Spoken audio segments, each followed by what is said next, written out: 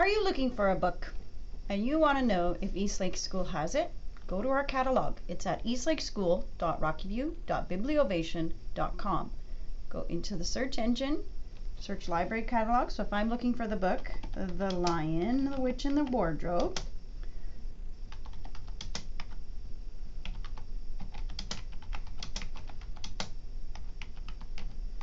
I type in the title, I click search,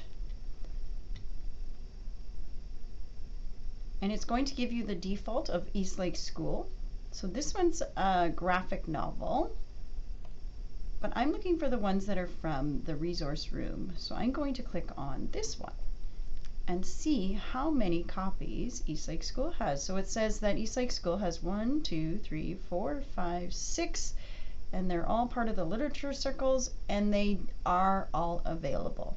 So then I would go to the book room or the novel study room, and I would be able to find them and check them out. So again, if you're looking for elephants, any book on elephants, I would type in elephants, looking up the book that I want. This one looks good.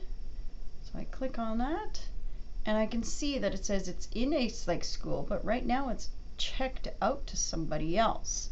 But it's in the 599 section in the main Learning Commons.